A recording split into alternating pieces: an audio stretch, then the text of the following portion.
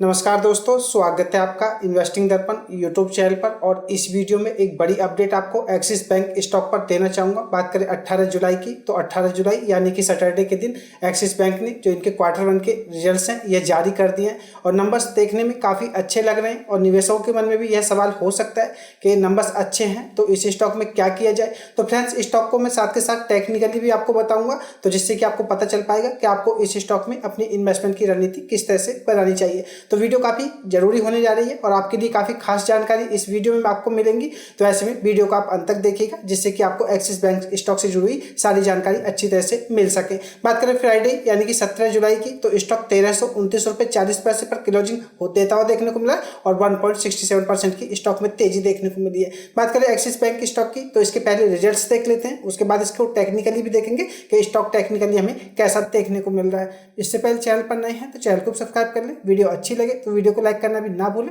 और आप अपना कमेंट करके जरूर ये बताएं क्या आप एक्सिस बैंक के स्टॉक में पहले से इन्वेस्टेड हैं या इस स्टॉक में इसके Q1 के नंबर्स के चलते अपना कोई इन्वेस्टमेंट का प्लान बना रहे हैं। जून 2026 यानी कि Q1 फाइनेंशियल ईयर 2027 की बात करें तो यहाँ पर यह है आपको ईयर ऑन ईयर की वृद्धि देखने को मिलेगी और यहाँ पर यह क्वार्टर बेसिस के हिसाब से वृद्धि देखने को मिलेगी। बात करें सेल्स की, तो सेल्स को आप देखिएगा जून 2026 में अगर हम देखें तो ये 35,542 करोड़ हमें देखने को मिल रही है और इसमें ईयर ऑन बेसिस आप देखेंगे तो आपको 10% की तेजी देखने को मिलेगी और क्वार्टर बेसिस के हिसाब से 4% हमें इनकी सेल्स बढ़ती हुई देखने को मिली है। EBIDT में 22,705 करोड़ रुपए देखने को मिल रही है, जिसमें कि ईयर ऑन बेसिस के हिसाब से देखेंगे तो इसमें 24% की जंप देखने को मिलेगी और क्वार्टर बेसिस के हिसाब से देखें तो शानदार जंप है। 17.30% की जंप हमें क्वार्टर बेसिस के हिसाब से भी देखने को मिल रही है। नेट प्रॉफिट को अगर आप देखेंगे तो 7,670 करोड़ हमें इनका जून 2026 में नेट प्रॉफिट देखने को मिल रहा है। अगर ईयर ऑन बेसिस के हिसाब से देखें तो 22% की सालाना ग्रोथ देखने को मिल रही है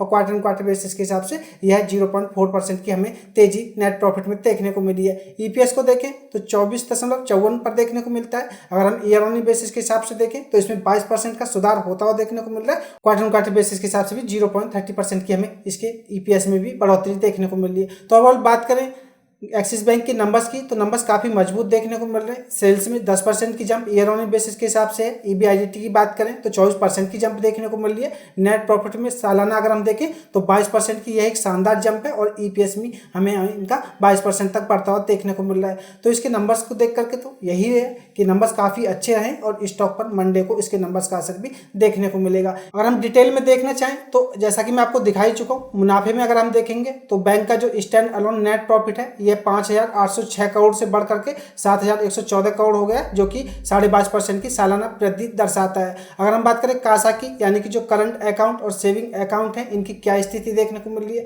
तो बैंक का जो कासा है यह डिपॉजिट सालाना में 11% की वृद्धि देखने को मिल रही है, जो कि एक शानदार वृद्धि कही जा सकती है। यह 5.22 लाख करोड़ तक पहुंच गए हैं और कुल डिपॉजिट की बात करें यानी कि कासा का जो हिस्सा है यह 38% तक हमें बढ़ता हुआ देखने को मिल रहा है। यानी कि कहा जा सकता है कि प्रॉफिट और कासा में हमें जबरदस्त वृद्धि एक्सिस बैंक में देखने को मिल रही है। लोन बुक को भी देख लेते हैं। अगर हम बात करें एडवांसेस की, तो बैंक के जो एडवांस लोन है इनमें भी 19% की सालाना बढ़ोतरी हुई है और इसमें जो रिटेल लोन की हिस्सेदारी है यह भी 54% तक बढ़ती देखने को मिल रही है। या कहा जाए तो इनकी जो लोन बुक है हमें यह भी काफ़ी अच्छी मजबूत बनती हुई देखने को मिल रही है।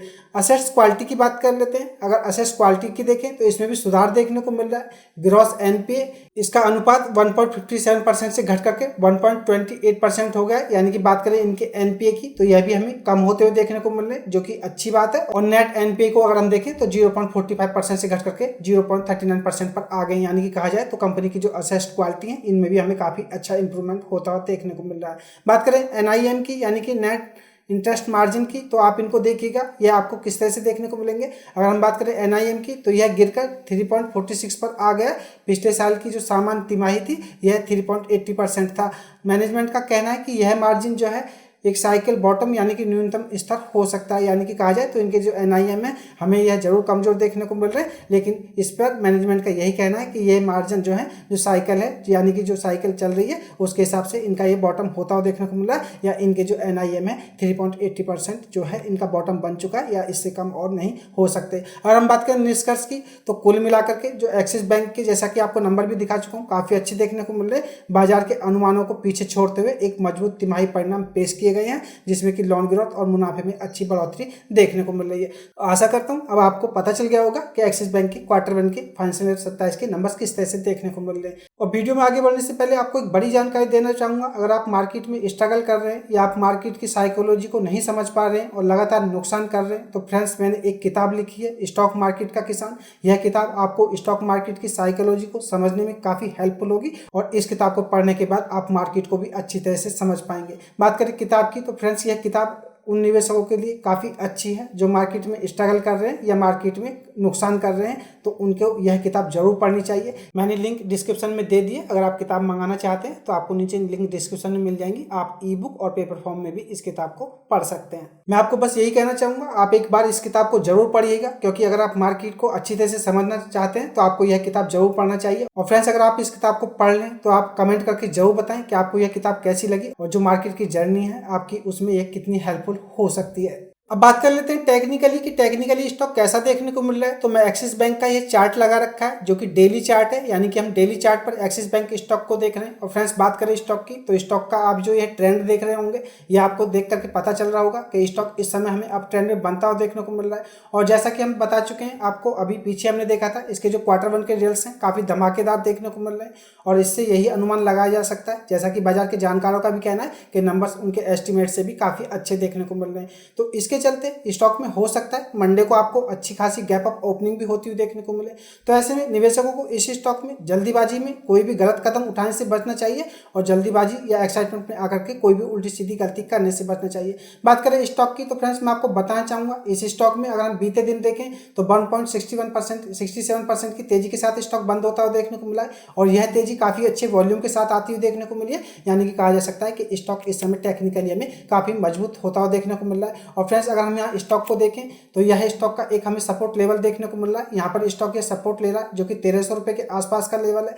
तो ऐसे में निवेशक चाहें तो इस स्टॉक की अगर गैप अप ओपनिंग होती हुई देखने को मिले तो इस स्टॉक में आप 1300 रुपये का जो एसएल है इसको लेकर के अपनी पोजीशन बना सकते हैं। और फ्रेंड्स, बात करें इस स्टॉक की, तो अगर आप इस स्टॉक में गैप अप ओपनिंग के ऊपर अगर आप इन्वेस्टमेंट करना चाहते हैं और अगर आप इस स्टॉक में कोई ज़्यादा रिस्क नहीं लेना चाहते हैं, तो मैं आपको बताना चाहूँगा आपको इस कैंडल के ऊपर का जो हाई है इस पर एसएल लेकर के काम करना चाहिए, जो कि बात करें 1328 रुपये के आसपास यह एसएल देखने को मिलता है। तो फ्रेंड्स, ऐसे में अगर स्टॉक की गैप अप ओपनिंग होती है तो आपके लिए यह एक अच्छा लेवल होगा 1328 रुपये का। आपको अगर यह स्टॉक इससे नीचे दिखाई दे तो आप इस स्टॉक से एग्जिट कर दें, क्योंकि फ्रेंड्स अगर हम इसके ऊपरी लेवल को देखें तो कई बार यह स्टॉक ऊपर जाने की कोशिश की है लेकिन यह ऊपर नहीं निकल पाया। अगर हम बात करें इसके तो यह एक रेजिस्टेंस के रूप में हमें लेवल देखने को मिल रहा है। अगर हम मोटा मोटा देखें तो इस स्टॉक को 1400 रुपये के ऊपर जाते हुए दिक्कतों का सामना करना पड़ रहा है। तो ऐसे में हो सकता है इस स्टॉक में यहाँ से यह अच्छा खासा आपको ब्रेकआउट होता हुआ देखने को मिले और आगे भी इस स्टॉक में तेजी कंटिन्यू होती हुई देखने को मिले।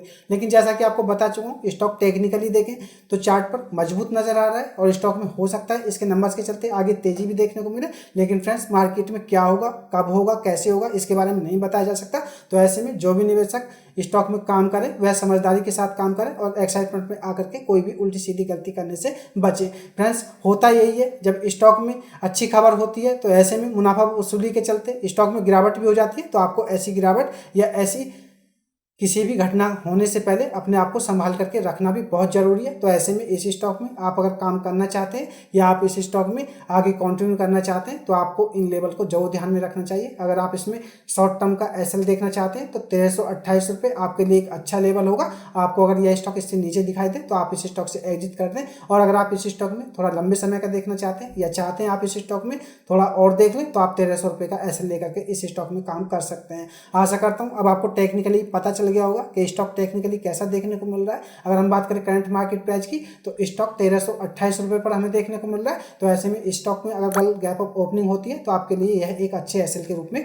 काम करेगा। फ्रेंड्स, बात करें टारगेट की, तो टारगेट जैसा कि आपको दिखा चुका हूँ, यह स्टॉक 1400 रुपये के आसपास तक जाने में स्ट्रगल कर रहा है। तो ऐसे में आप इसमें पहला टारगेट 1400 रुपये लेकर के चल सकते हैं। और अगर आपको स्टॉक इससे ऊपर निकलता हुआ दिखाई दे तो आप इस स्टॉक में आगे भी अपने टारगेटों को देख सकते हैं और फिर आप 1400 रुपये का एसएल लेकर के इस स्टॉक में पोजीशन बना करके रख सकते हैं। आशा करता हूं अब आपको एक्सिस बैंक का टेक्निकल देख करके भी पता चल गया होगा कि आपको इसके टेक्निकल कैसे देखने को मिल रहे हैं और आपको इस स्टॉक में आगे अपनी इन्वेस्टमेंट की रणनीति कैसे बनानी चाहिए। वीडियो कैसी लगी कमेंट करके जरूर बताएं और अगर वीडियो अच्छी लगी हो तो फ्रेंड्स वीडियो को लाइक भी कर दें और चैनल पर नए हैं तो चैनल को सब्सक्राइब भी कर लें। मैं मार्केट अपडेट और मार्केट से जानकारी की वीडियो लाता ही रहता हूँ। मैं मिलूंगा आपसे नई वीडियो में, तब तक के लिए नमस्कार।